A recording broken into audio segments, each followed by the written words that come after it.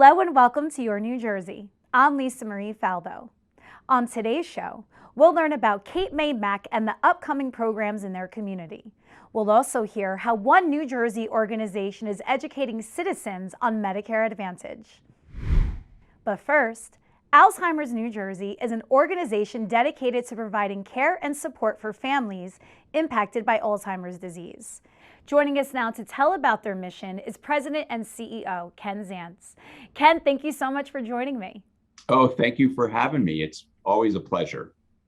It's always a pleasure being with you, speaking with you, and you do such wonderful things for the Alzheimer's community here in the Garden State, and I'm excited to help you share what your mission is. So please start with that. Sure. So we are a local organization. We provide care and support services to families in New Jersey that are impacted by Alzheimer's disease. So we have a telephone helpline that caregivers and people that are impacted by the disease can call us to answer questions. We help to get them to the right resources in their community. We also have support groups. We do a lot of community education because caregivers really need to understand the disease to anticipate what will come next as the disease progresses. And so our education programs do that and also provide caregivers with a lot of practical information that can help them manage the disease at home, with a loved one who's impacted. When you look into the statistics of how Alzheimer's disease affects Garden State families, it's staggering. And I know you agree with that. Talk about the impact that it's having on our state.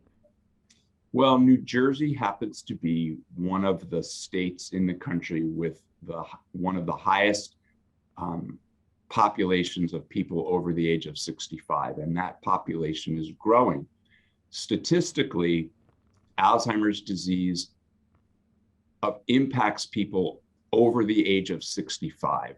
And so if you apply about 10% of people over the age of 65 getting Alzheimer's disease, you can see how the high population of people over 65 in our state is impacted by that number, just as I said, just statistically alone. So we estimate that there are about 180,000 people in New Jersey that have Alzheimer's disease. And then if you add the caregiver, and it's often more than one family member caring for a loved one, we're talking about somewhere over 600,000 people in our state that are impacted by this disease.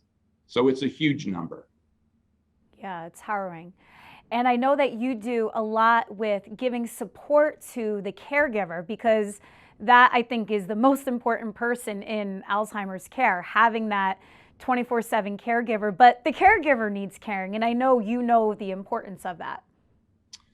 Yeah, people don't always think about that. I mean, obviously, there's a huge impact on the person who has the disease, but in a lot of ways, it's a family disease. Most of the care takes place at home.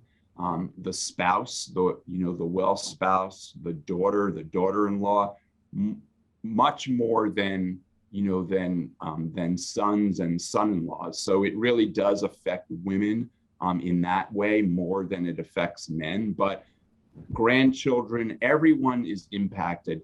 So helping caregivers, not only, as I said earlier, trying to manage the disease and doing the best that they can possibly do in providing care for their loved one, but also teaching about the importance of caring for yourself, because caregivers often neglect their own health, their own well-being.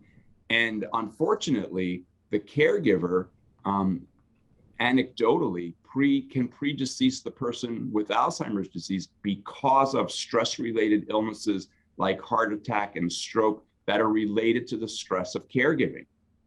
One of the programs that we have, it's called our Respite Care and Wellness Program. And the goal of that program is to really teach caregivers about the value of taking care of themselves. So, and caregivers don't often think about that.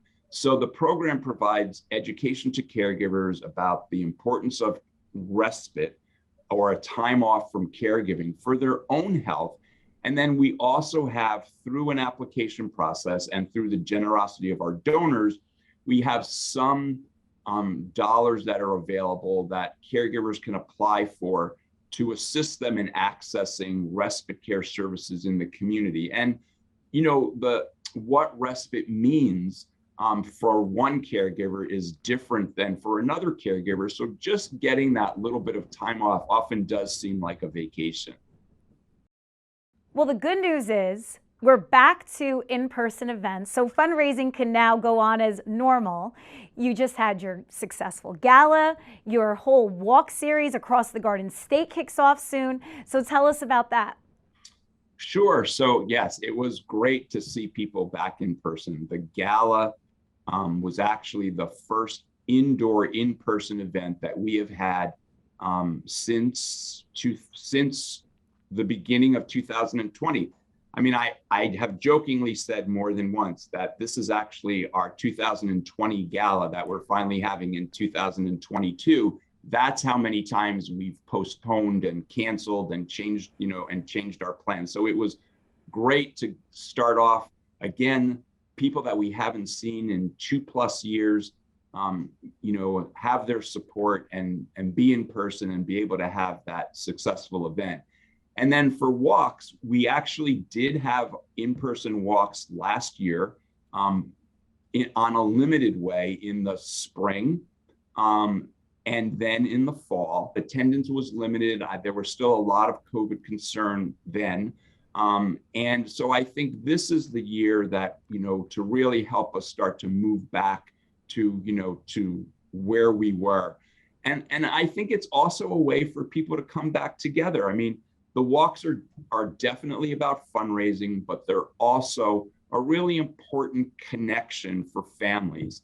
And if we've learned anything from COVID, I think we all learned how important those family and friend relationships really are. So coming out to these walks is a great way for the community to connect back together and to really not only show their concern, but for families that are impacted by the disease to see that they're not alone, that there are other people who are going through the same thing, but that the community has a level of care and concern, which I think is just so important and supportive.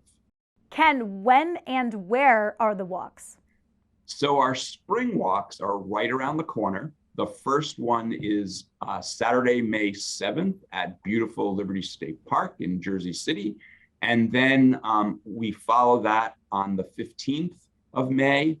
We are in the South Mountain Arena in West Orange.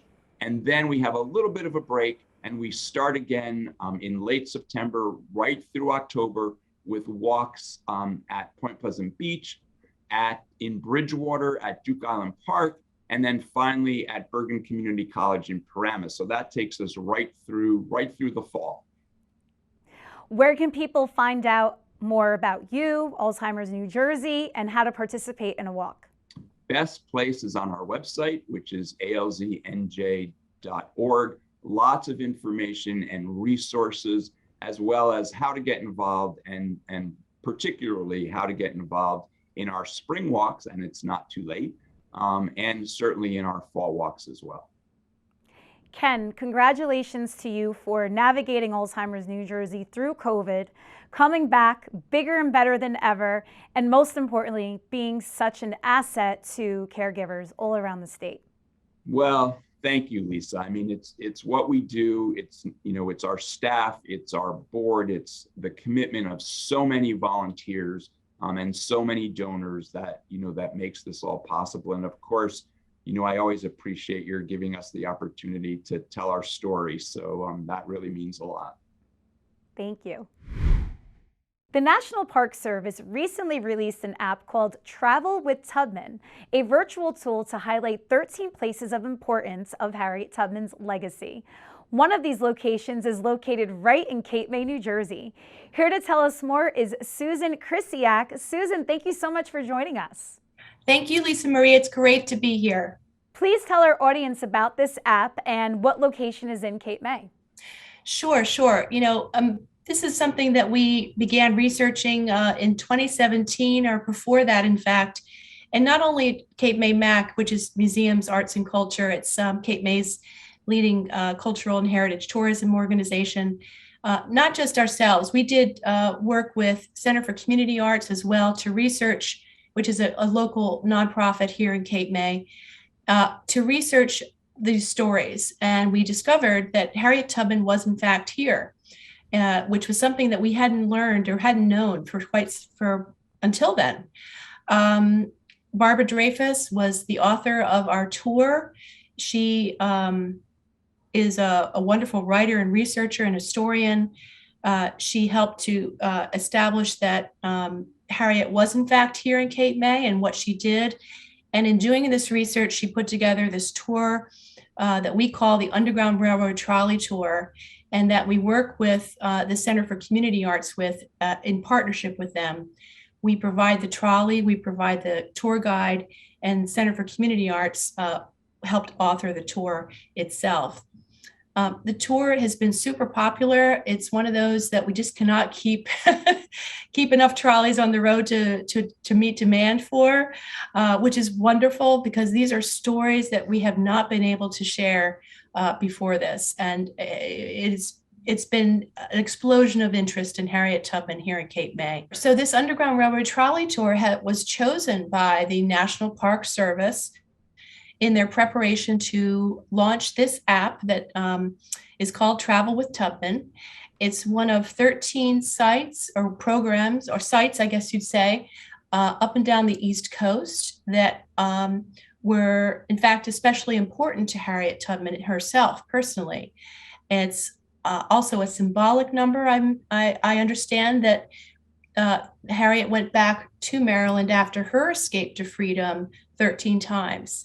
Take us through the tour, though, because, I mean, an underground trolley ride is such a cool experience that I cannot wait to try. Right. It's Underground Railroad Trolley Tour. So, of course, Underground Railroad is something that was the hidden pathway to freedom for those who were escaping slavery in the 1800s. Now, in the 1850s, Cape May was situated. Is still situated between the North and the South. We are here and we draw people from both North, both South, and we did so as a very vibrant summer resort in the 1850s as well. There were abolitionists here from the North, as well as Southern plantation owners vacationing here from the South. So it's an interesting area for that reason. But it also became a place where many abolitionists began meeting and helping people who were coming across to freedom, because New Jersey was a free state at the time.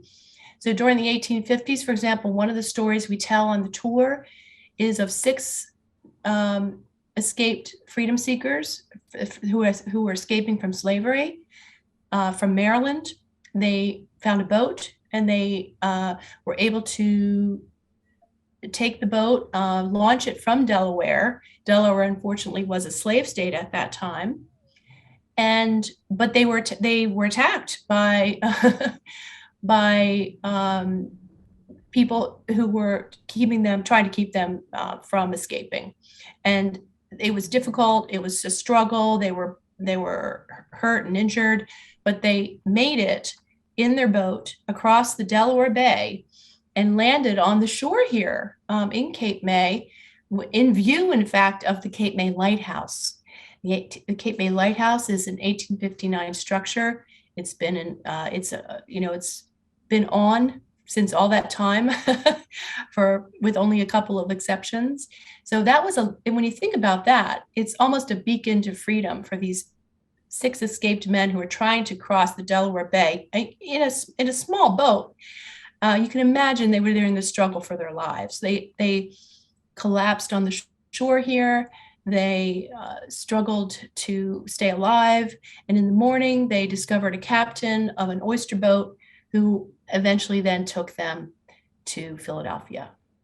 What a story. And it's just a perfect example of the rich history of Cape May, not just with Harriet Tubman and these 6 brave men, but just in general. I mean, every corner of Cape May has such a story. Yeah. And I know there's numerous tours that go on there, educational tours. So talk about the other educational programs that you're offering this summer. Sure. We offer tours and activities, events to visitors to Cape May year round. I mean, we offer, Cape May MAC offers trolley tours. We offer house tours, walking tours. We even have a golf cart tour for people, a new golf cart tour that people can take. That's a custom tour. And these are available to people who come to Cape May year round. I know that you also have a music festival coming up. Do you mind telling us about that? Oh, I'd love to. The Cape May Music Festival is in its 33rd year this year, and we are delighted that it has been continuing as it has. We actually, of course, having gotten through COVID years, these last 2 years, COVID has put a bit of a damper on our schedule, and that's in the sense that we could not have all live events during the last 2 years. But this year, we're bringing back all of our musical concert events in live format and not virtual, which is exciting. And we're just so delighted to be able to offer that to people. There are 15 different musical events happening between May 1st and June 30th of this year. These are classical music concerts. They're chamber music concerts. We have orchestral, the Bay Atlantic Symphony is coming. The New Jersey Symphony chamber players are going to be here. Then the New York Chamber Ensemble is one of our regular performers, and they have several different concerts. These are all wonderful classical selections that people can enjoy. It's such a rarity to find these in nearby here in Cape May, and this is something that we do to bring beautiful classical music to Cape May. We also offer jazz. We have several different jazz opportunities for people. There's a George Mesterhazy tribute concert, which for people who know him, he was a wonderful jazz pianist down here in Cape May that was well loved and passed away some years ago. This is the 10th anniversary of that concert. There's a jazz brunch. There's a box lunch, we call it, a box lunch. These are all wonderful concerts. And then we also have Nora Jane Struthers coming, and she's a great Americana blues kind of powerhouse. Susan, where can people find out more about you and Cape May MAC? Cape May MAC is online, and we have a great website that people can explore and learn about Cape May, learn about all the things they can do here, tours, activities, events. It's at capemaymac.org. It's capemaymac.org. The app is available on the National Park Service website. So it's go.nps.gov/travel with Tubman. Great. Susan, like I mentioned to you off camera, we have our family vacation booked at Diamond Beach in July. So I look forward to seeing you down in Cape May. Oh, thank you so much. And thank you for this opportunity to talk so much about these great things that are happening in Cape May.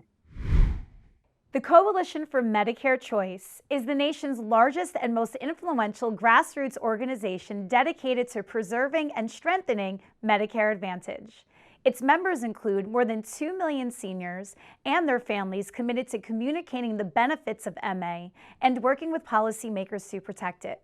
Here to tell us more about Medicare and its impact in New Jersey is Kristine Grow. Kristine, welcome to the show. Thank you very much for having me. Well, we're so happy to have you here because I know there's a lot of red tape and paperwork around Medicare, so I'm happy you're here to set the record straight for us. I'm happy. What is the difference between original Medicare and Medicare Advantage? When you turn the age of 65, or if you're a younger American that has certain disabilities, you qualify for Medicare. And when you qualify for Medicare, you have a choice. You can purchase original Medicare, which is Part A and Part B. Part A covers hospitalization and inpatient care. Part B covers outpatient care like nursing facilities, doctor visits, things like that. Medicare Advantage is another choice you have, which is known as Part C. And Medicare Advantage goes above and beyond original Medicare and what original Medicare covers to cover a whole lot more, most often including dental, vision, and hearing services, prescription drug coverage, fitness programs, a lot of programs to address social determinants of health and other health factors. So it offers a whole lot more value, and often seniors can get Medicare Advantage for $0 additional premium. That's great news. So I know decisions are being made in Washington, D.C. about healthcare right now, so many issues surrounding healthcare. So what do these conversations mean for New Jersey seniors? Every year, the federal government takes a look at Medicare Advantage to determine what sorts of benefits these plans can offer, as well as what sorts of resources they're going to invest into the program.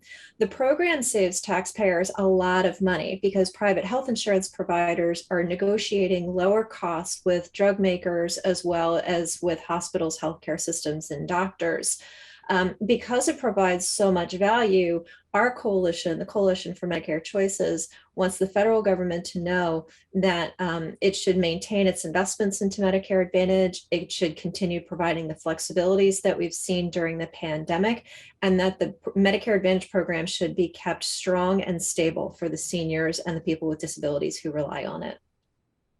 Currently, there's 582,000 Medicare-eligible seniors in the Garden State choosing to enroll in Medicare Advantage coverage. Can you share why it's so popular? It's so popular because it provides better service, better access to care, and better value. And seniors see that their out-of-pocket costs and their other expenses are far lower and much more reasonable. They have access to a lot more covered services. And we find too that people who are from different communities, people of color, feel that these programs offer them a lot of great value to address their particular healthcare needs and what they're looking for from their coverage and their access to their doctors. A lot of women choose these programs as well. Nearly 60% of women who are eligible for Medicare are choosing Medicare Advantage. So it's a really great program, and especially if you have a lower income, about 40% of Medicare Advantage enrollees make less than $25,000 a year. So they're really seeing great value for the money that they invest. I know that preventative care is such a huge initiative with Medicare Advantage. Why is that so? Preventive care really showed how important it is, especially during the pandemic. When we think about what is preventive care, it's seeing your doctor for your checkup every year to see, make sure that your blood sugars, your heart rate, your other health factors, that you're doing well and staying healthy.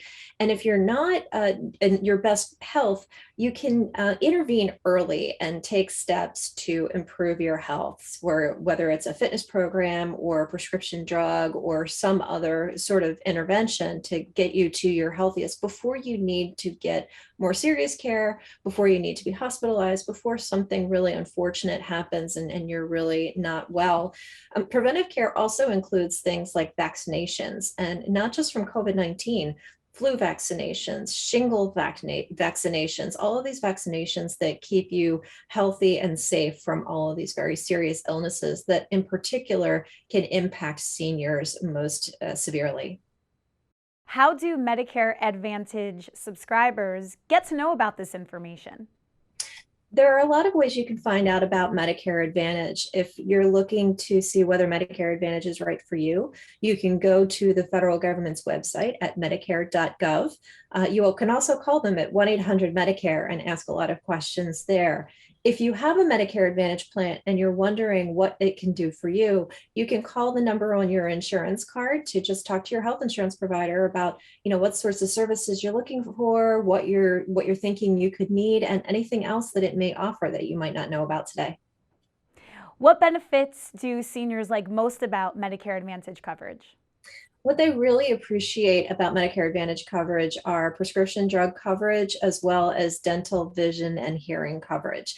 These are great benefits that are not included in original Medicare. And, these are very important for overall health and well-being. What we're also finding is a lot of these Medicare Advantage plans lean into improve mental health access.